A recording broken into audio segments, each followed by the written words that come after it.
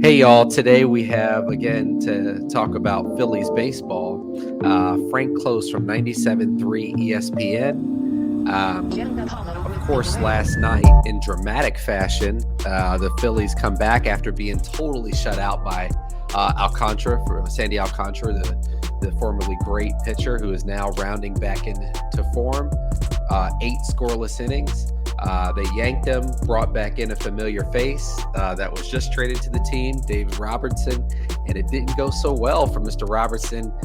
Gives up an RBI double to Bryce Harper, and then a 2-run bomb to Nick Castellanos, who really, was dying for something like that. I mean, you could tell after the game he was really feeling so much better. I mean, do you think that it's easy to say they made the wrong call, but do you think they made the wrong call and pull it off Contra last night, Frank?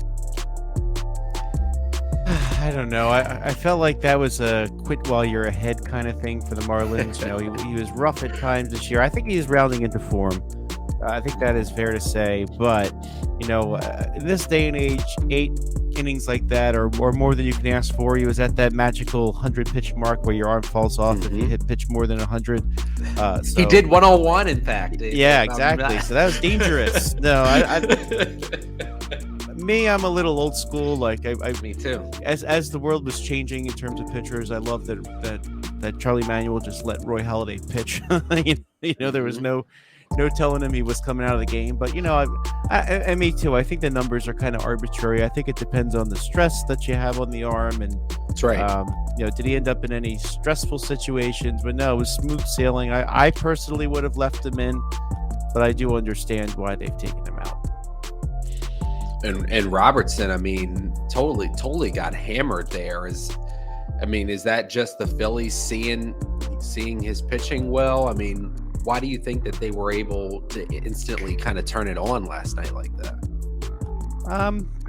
Good question. I mean, he certainly they're familiar with David Robertson. I mean, he pitched for them. They probably had a good sense of what he was going to throw and how he was going to throw it. JT Realmuto wasn't playing yesterday because he cut open his hand. By the way, that looked pretty ugly. Slide to second. I don't know if you saw that, but that was with not the blister. Yeah, it's like he popped the blister and ripped it off. So he was sitting on the bench. I'm sure he was saying something to the hitters coming to the plate to look for.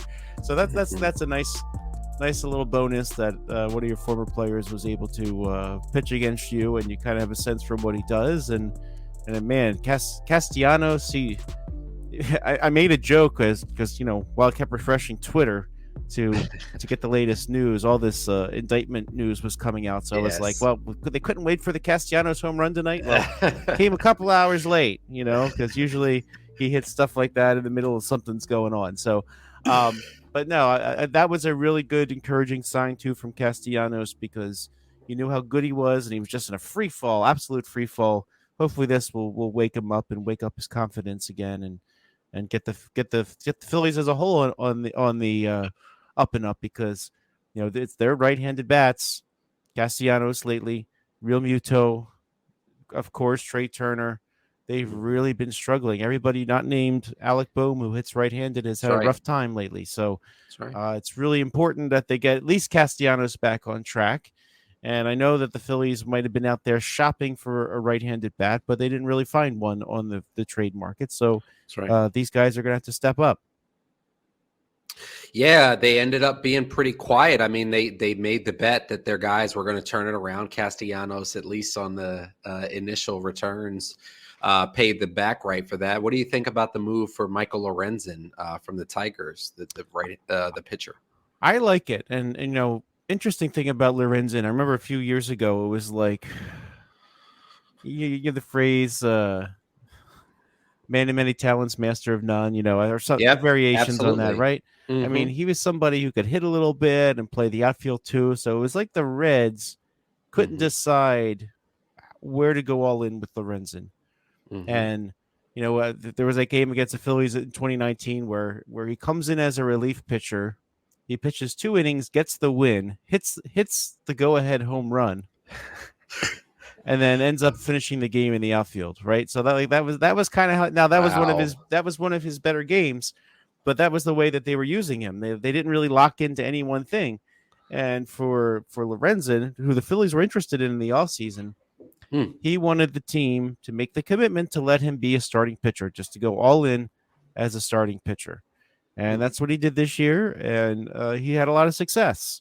So that tells you that somebody helped get him right, and he was an all-star. Now, granted, he was on the Detroit Tigers, where there really weren't a lot of other options. I get it, but he was still recognized for his nice season by being in the All-Star game. So I think he's a really nice pickup. I really thought that the Phillies should get another starting pitcher. I know Dave Dombrowski basically said what I've been saying for a few weeks on the air, that Christopher Sanchez is pitching admirably, as everything is right now. They would do just fine. However, here's the big however.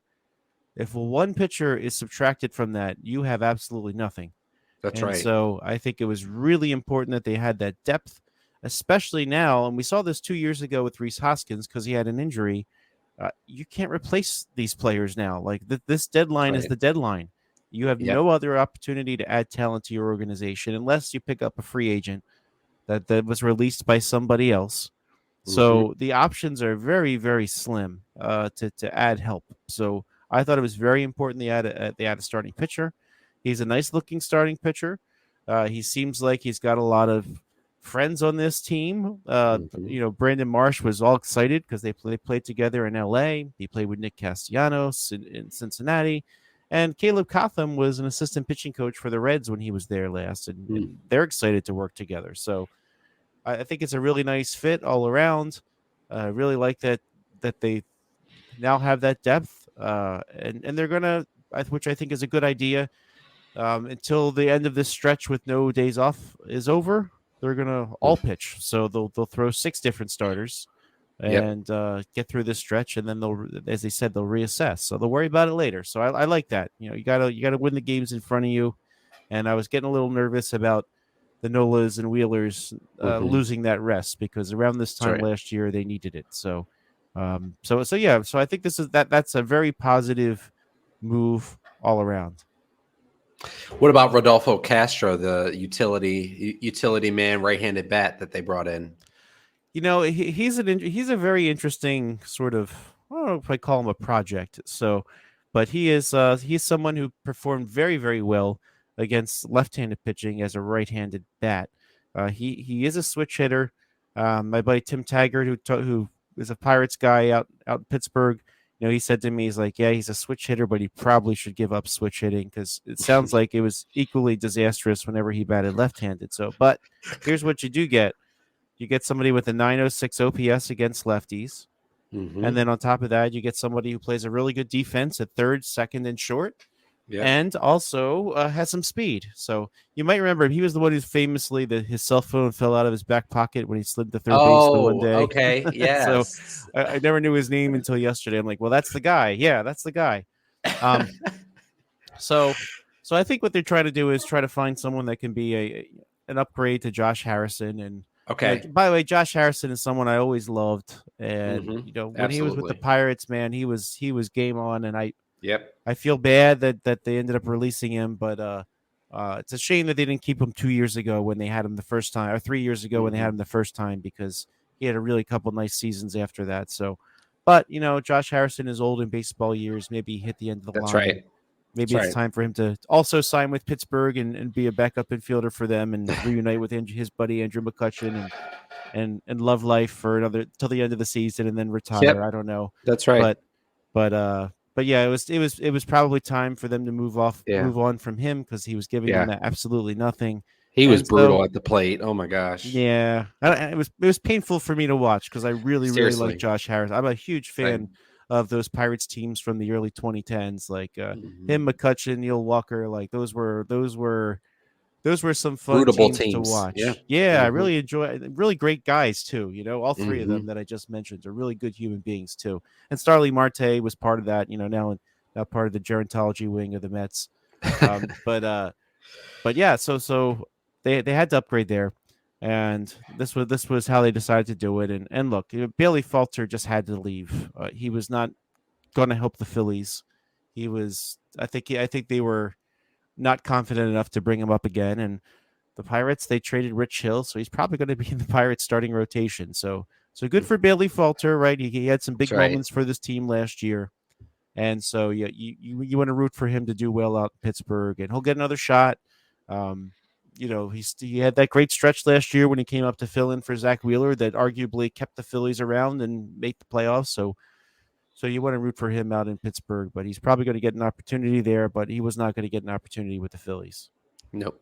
No. How about Jean Segura? He got released yesterday by the Marlins. 0% chance he's coming back to Philly, though, right? I wouldn't say zero. I'm kind of writing through it right now for 97.3 ESPN.com. I'm almost done. I'll probably post it soon after I'm done talking to you. Okay. But there's a few things to consider here, right? So the first thing to consider is that yes, he would just be a backup. I know I've seen people say everything from he can start at shortstop instead of Trea Turner. Well, no. That's not going to happen. If he comes to Philly, he would have to know that he is strictly a backup player. That's the first thing. That's right. And he's really at this point, second base, third base is the only place he can fill in. Now, there's a place there could be a place for that. As we just said, they needed to upgrade a little bit from Josh Harrison. So, but that brings me to my second point. The Phillies took an active step to improve their backup infielders. So they just traded for Rodolfo Castro.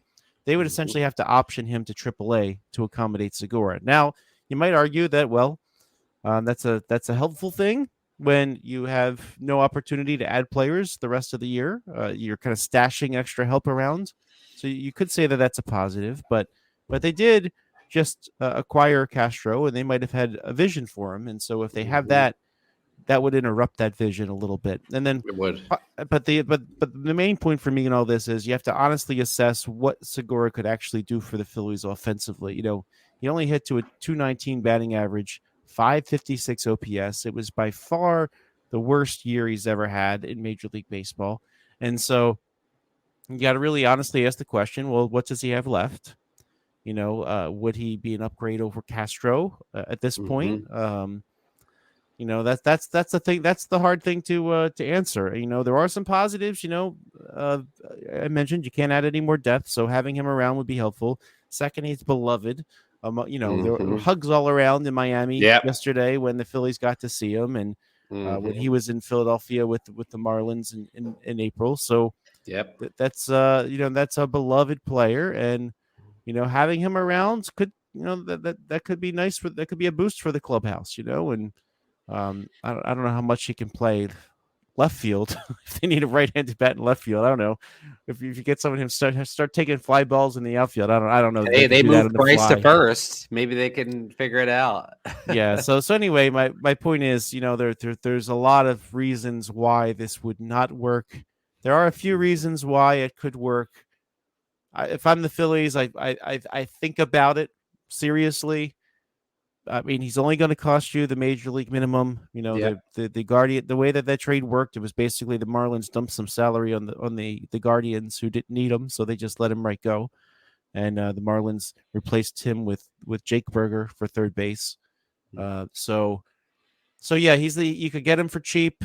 Wouldn't be like you're taking on risk. The only thing is you'd have to option Castro to AAA, and you'd have to be sure that Segura can actually contribute offensively. And then let's be honest too, there's always a player that's the last player off the bench. It probably would be Segura. If he, like Harrison kind of was the last player off the bench. Right. So I wouldn't rule it out completely, but there's a lot of reasons why it doesn't look like a fit, but so you're saying 7% chance, not 0. I wouldn't say 0, but if I'm the Phillies, I would think about it long and hard. I might, and he's somebody and like, right? If another team says to Segura, like, hey, we can give you second base for the rest of the year, well, it might behoove him to do that, so it's up to him. He's a free agent, so he would also have to accept the role. And you know what? For all we know, he could say, you know what? I'm at the end of my career. I mean, I don't know if that's really true or not. He could just be having that's a hard thing. He's 33 years old. You don't really know if this is the end or if he's just having a down year, right? So he could be thinking, well, you know what? I had such a great time last year. What the heck? I'm going to go join this team and try for a playoff run again. So I don't know. But someone like him too, if he's looking to stick around another couple of years, he might want to find the place that has the playing time so that he can show what he can do.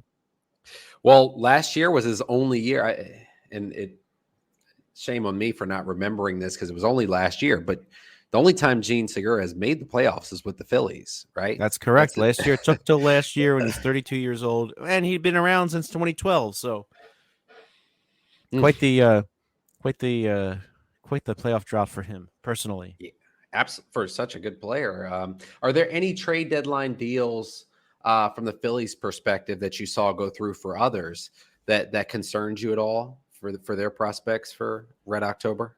No. The Mets got way better for like 3 years from now. Yep. And they essentially spent all that, literally like $100 million just to bring in a few prospects. I mean, it's that literal. And Steve Cohen just basically showed that he'll spend the money for baseball reasons, right? Even when he first let Robinson Cano go and he told his GM make the baseball move. Well, he's willing to spend the money to do things the right way.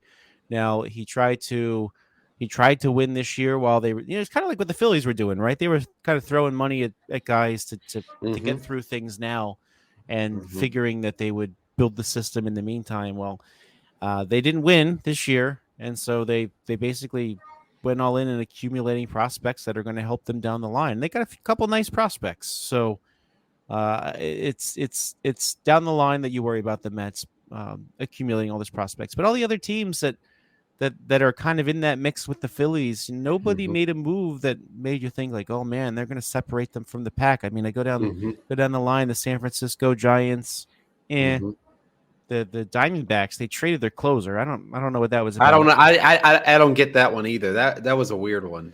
Yeah. So I mean, for anything, I almost feel like their GM said something to the effect of like, well, we're not really adding this year, which for whatever reason, but that's got to be demoralizing to a team like that. So now Diamondbacks now 6 games over the 500 mark, and I think slipping a little bit. So they did. I really thought that they were going to pick somebody up, and they didn't.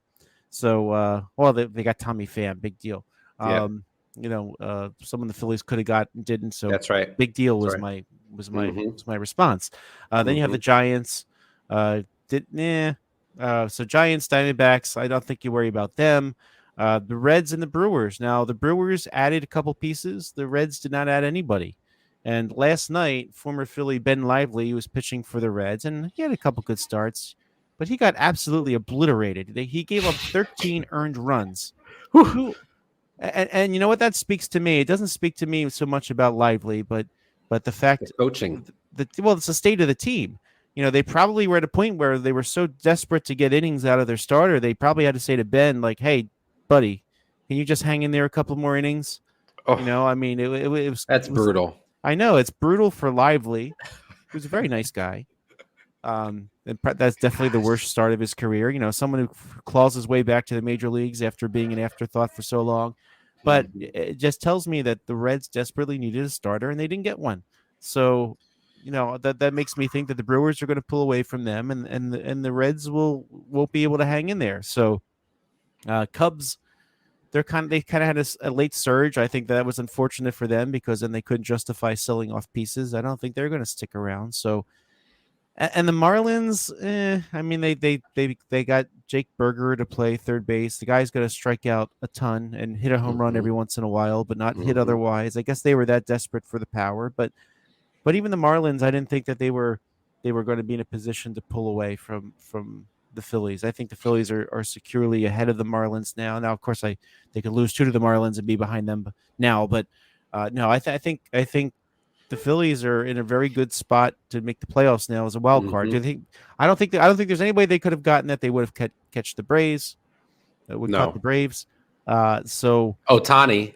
But Ohtani wasn't available, right? So that's the thing too. Like, you could be upset about the Phillies not getting a right-handed bat, but at the end of the day, if you can't will somebody else to trade their players to you, right? So that's right. There's a lot of teams that feel like they're quote unquote in it, and even though they didn't go for it by adding prospects, that those teams aren't going to trade their players. That's So right. so the Red Sox, Adam Duvall, I thought would have been a great fit for the Phillies, Mm-hmm. but the Red Sox weren't trading him. In fact, they added a little Bellinger. piece, and they're going to hang in there. Bellinger, not for trade.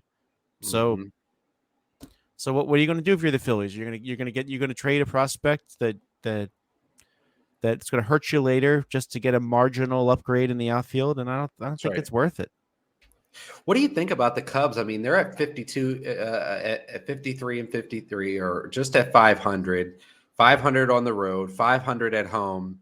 They decide to hold on to Bellinger and believe that they're going to compete for the wild card. I mean, what are your thoughts on that? I don't think they believe it because they didn't add anybody either. They didn't load up. They basically said, well, maybe we won't sell. But no, I think I don't the Cubs to me have enough holes that you don't need to worry about them just yet. And they're gonna lose Bellinger and and Stroman at the end of the year anyway. That's right. I don't know why they didn't sell. Yeah. But hey, good for them. Nice of them to try. Sell tickets. Yeah, they'll sell them anyway. Chicago, they're probably already sold, for the rest of the way. I mean, yeah. I mean, it makes sense that they wouldn't if they're on the cusp of. They might be a team that's sort of working their way up and on the cusp of competing, and so they want to keep the prospects that they have. They don't want to trade them. Although that I just don't understand why they didn't add to that and be honest with themselves. So I think they're going to regret that later. I think the Cubs will not hang around. But I mean, if I got to root for another NL team, I don't mind rooting for the Cubs. I really enjoy the stadium and the city, and but you know what? They took care of the Reds last night, so maybe they'll be helpful along the way. But I just can't get behind the Cubs as a serious contender. I think they're one of those young, talented teams that might hang around the 500 mark to a little bit up, but I just don't see them. That 8-game winning streak was awesome for them. I don't see a lot more of those in their future. No, same.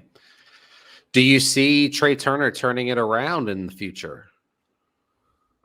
Yes. I feel very confident that he's going to be Trea Turner again. What I don't know is how soon is he going to do it?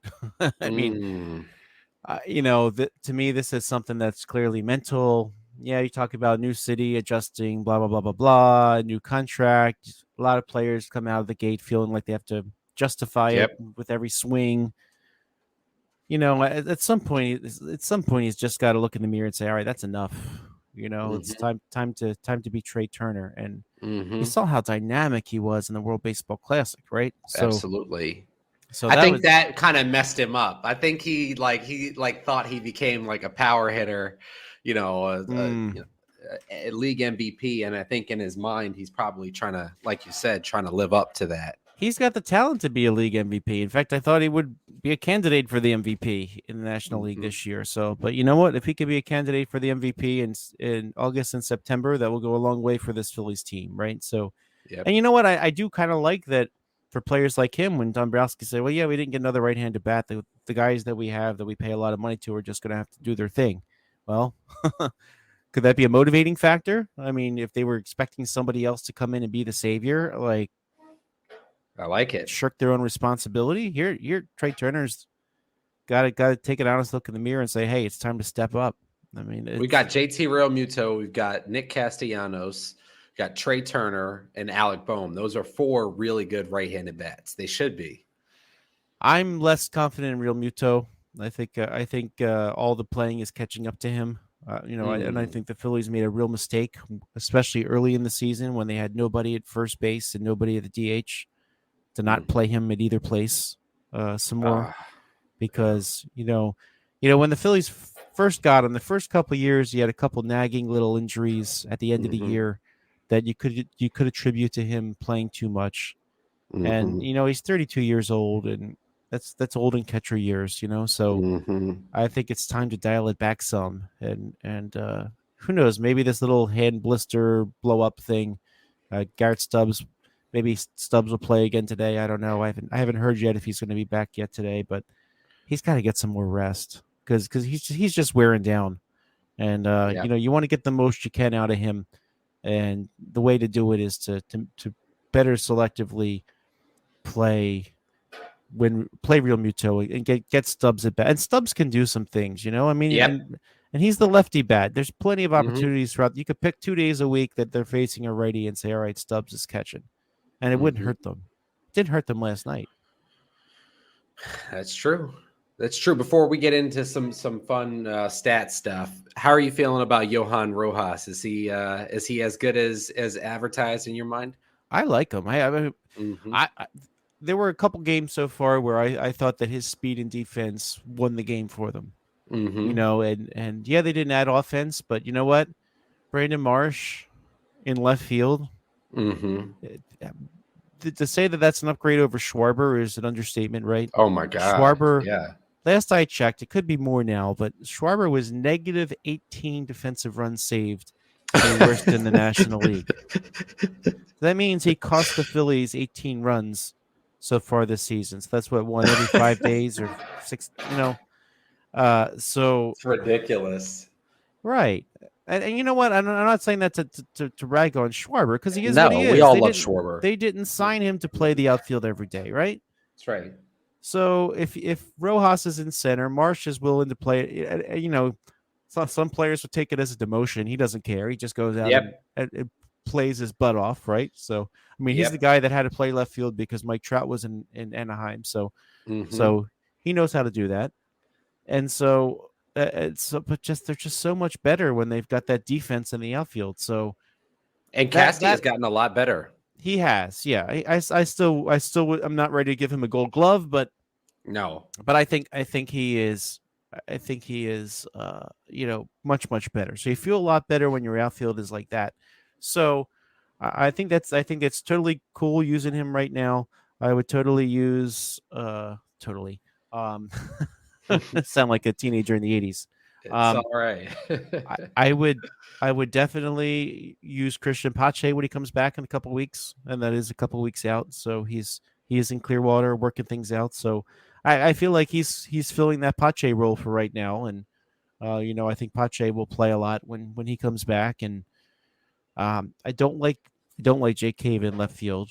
In fact, if I'm the Phillies and I think that Jake Cave is going to play a lot, then I would call up Simone Muzziotti, their left-handed bat prospect in AAA, who's hitting the cover off the ball there. So, but if you're going to do the 2 center fielder thing, I'm actually pretty okay with that, even if it costs him a couple runs in the plate. But Rojas has had a couple big hits. That's right. That's right. And you never know. I mean, guys, baseball is such as we were talking about with Casty and Trea Turner, it's such a feel sport. So yeah, he may not have shown it yet that he's got a great bat, but he could get hot and ride him for a couple weeks, maybe not ride him, but count on him. Ride is a bit too far. By the way, it looks like Schwarber has improved to negative 17 defensive runs saved, according to Fielding Bible. So maybe he made a couple nice plays that he's gotten one of those runs back. So that's great. Good for him. By the way, Alec Boehm is negative 11. I don't think people realize that. Interesting. It's he's had a rough year, but I didn't know it was that rough. He's been good at the plate. I mean, and the only thing I could think of is bouncing back and forth between positions is not helping him. What about Trea Turner? Trea Turner's had a rough few plays here. Yeah, you know what? Let me. I'm looking him up on the fly. He's negative 4 defensive runs saved this year, which is of course not what you want from your $300 million shortstop. So, yeah, I mean, you want to be around 0. I mean, because that means you're doing the job. But that's right. So he's been below average. So that is a concern. So let's go with some season end predictions, some statistical things. We'll go over, under, push. Start first with Bryce Harper.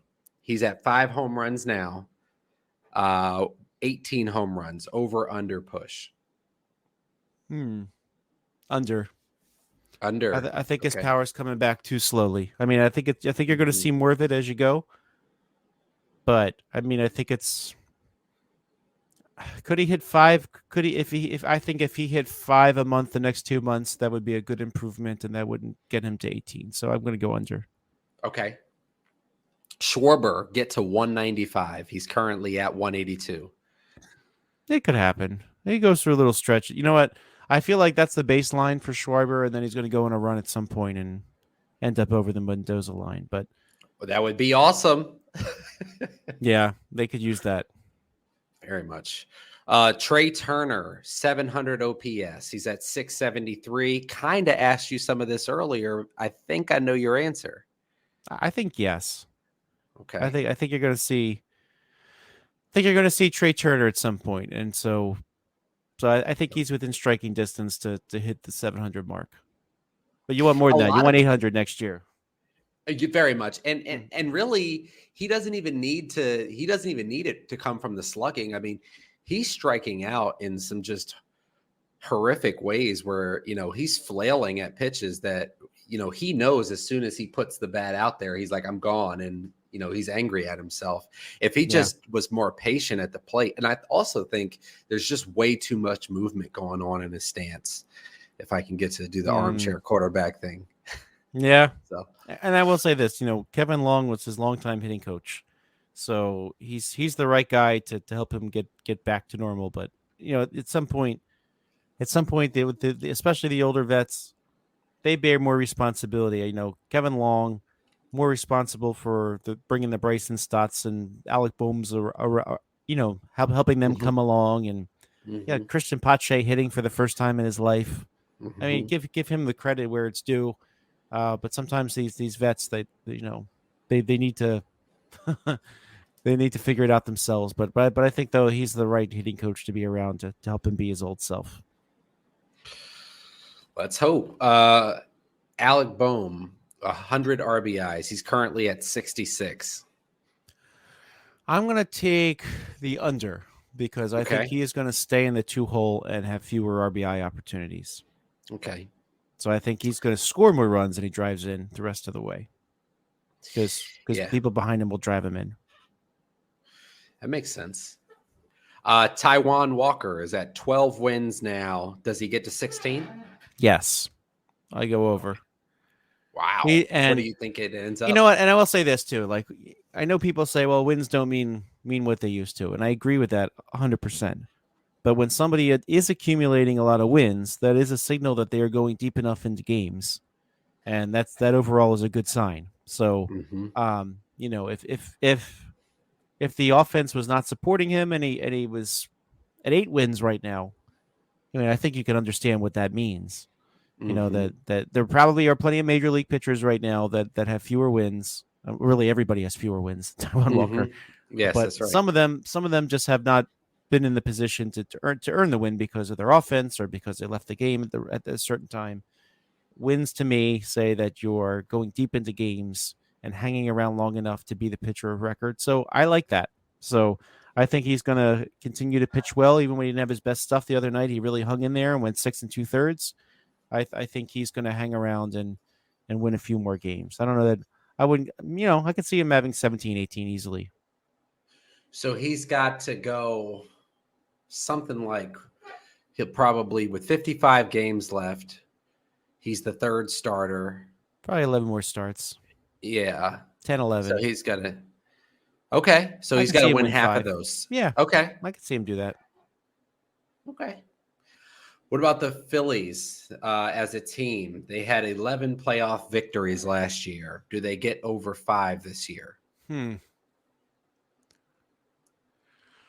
That's a really tough question. That means that they've won the NLDS. So they won the wild card series, they won the DS, and they're on their way to the the NLCS. Yep. That's a really tough one. So it's really hard to answer right now. I need to see for them to do that. I think you need to get those right-handed bats firing again. So I would, I don't know. It's up to Trea Turner. Yeah, a lot of it. I hate to say it, but a lot of it will depend on that. I think when you go to the playoffs. See, here's the thing: when they got to the playoffs last year, you realize that. And by the way, I thought their roster last year was less complete, But you only need to worry about the first half of the roster to get through. I mean, I can still see a Phillies pitching staff getting into the playoffs and shutting other teams down. That's right. Then they would have to cobble enough. The question would be, will they cobble enough runs against other teams to make it count? So, optimistically, I would say yes, but I don't know how. I don't know how confident I am in my answer. And it depends who they would draw in that, because last year they got the higher seed in the second round, the Braves, because they were the third wild card team. So I guess it all depends who they would face in that second round. If they have to face the Braves in the second round again this year, I'm probably taking the under on that. Yeah, I mean that was something, that series. But, unbelievable. Braves have some holes, and their holes are their bullpen. So, they tried to add some relief help, but I don't know. It was difference maker relief help, but I mean that's probably the way you beat the Braves in the playoffs. But hey, if you get to their bullpen twice, yes. So if I'm facing the Braves in the playoffs, I make the starting pitchers throw tons of pitches, whenever I can, fouling stuff off, taking pitches. Get him out after the fifth, and then you have a shot. Well, that's exciting. Well, that's something for Phil's fans to look forward to. As always, Frank, it's great to have you on. Always bringing great perspective and great facts. And the Schwarber has now, during this show, I guess in our research, we found out he was one run better on his defense. So thank you so much, Frank. What are you going to be on next? And we can listen over on 97.3 ESPN. Well, I have a new podcast posted to Powder Blue Podcast. So anywhere you find podcasts, you can find Powder Blue Podcast, or follow us on what used to be called Twitter at Powder Blue Pod. Yeah. I still don't know the lingo yet, but at Powder Blue Pod, you can find me, or at Frank Klose. And I'll be on 97.3 ESPN whenever baseball stuff happens. I might pop on again tomorrow afternoon just to debrief all this stuff going on. But yeah, I'm on every Tuesday during the year, 97.3 FM down the shore, Jersey Shore, or you can listen on the app or online. So love to have you hear me. Oh, thank you. Thank you for coming on, Frank. See you soon. Thanks, Matt.